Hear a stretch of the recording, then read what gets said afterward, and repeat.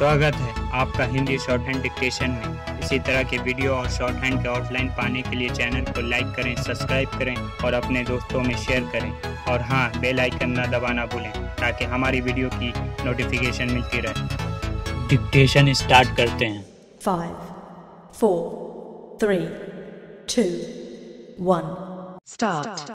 यह छिपा नहीं है कि उत्तर प्रदेश में कोरोना के संक्रमण से स्थिति बदतर हो चुकी है।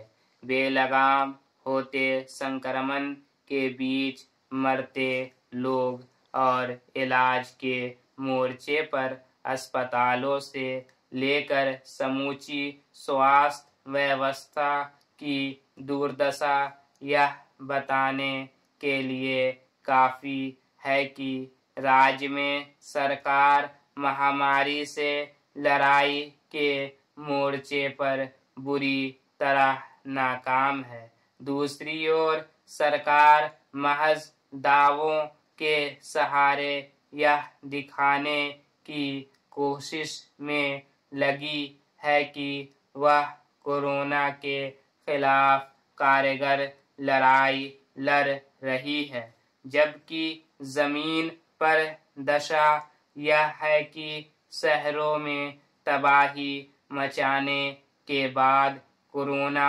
विषाणु अब राज्य के गांवों का रुख कर चुका है और वहां से भी संक्रमण फैलने की खबरें आने लगी हैं। आखिर इस स्थिति की जिम्मेदारी किस पर आती है? अफसोसनाक यह है कि अगर कोई व्यक्ति सरकार की लापरवाही और उदासीनता की वजह से पैदा दुर्दशा पर सवाल उठाता है तो उसकी आवाज को दबाने की कोशिश की जाती है या फिर वह खुद ही कुछ बोलने से पहले सहम जाता है। न केवल विपक्ष बल्कि राज्य में सत्ताधारी पार्टी के नेता भी अब यह कहने की हालत में आ गए हैं कि अगर वे कुछ बोलेंगे तो उनके खिलाफ कार्रवाई हो सकती है। Paragraph change. गौरतलब है कि उत्तर प्रदेश में सीतापुर से भाजपा विधायक राकेश राठौर से ट्रॉमा केंद्र को लेकर जब सवाल पूछा गया तो उन्होंने आशंका जताई कि अगर मैं ज्यादा बोलूंगा तो राजद्रोह का मुकदमा लगा दिया जाएगा। इससे पहले उन्होंने साफ तौर पर राज्य में कोविड-19 के चलते उपजे हालात से निपटने के तौर तरीकों पर असंतोष जताया। अगर किसी जनप्रतिनिधि को यह कहने की नौबत आ गई है कि विधायक के लिए अपनी बात सरकार से कहना आसान नहीं रह गया है तो समझा जा सकता है कि आम लोग इस मसले पर क्या कर सकते हैं। विधायक के कुछ बोलने पर राजद्रोह का मुकदमा होने की आशंका में थोड़ी भी सच्चाई है तो यह पूछने की जरूरत है कि राज्य में लोकतंत्र की हकीकत क्या है।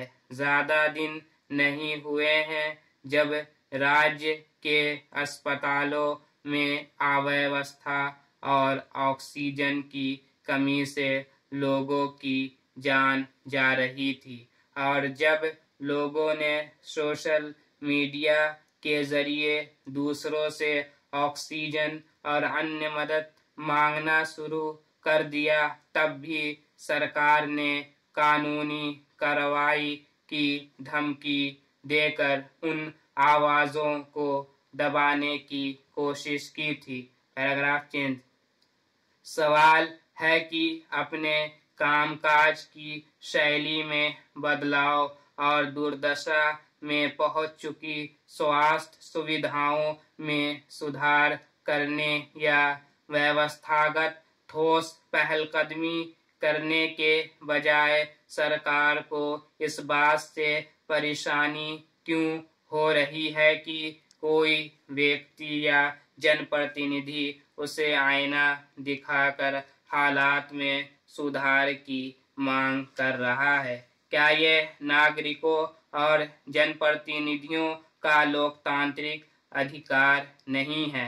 विडंबना यह है कि एक ओर सरकार के रुख से डरे हुए लोग चुप रहना चुन रहे हैं, दूसरी ओर इलाहाबाद हाई कोर्ट ने प्रदेश के छोटे शहरों, कस्बों और ग्रामीण इलाकों में संक्रमण तेजी से बढ़ने और मरीजों के इलाज में हो रही लापरवाही पर तीखी टिप्पणी की है कि राज्य की स्वास्थ्य व्यवस्था राम भरोसे चल रही है। आम लोगों के सच बोलने से परेशान सरकार अदालत की टिप्पणी पर क्या जवाब देगी?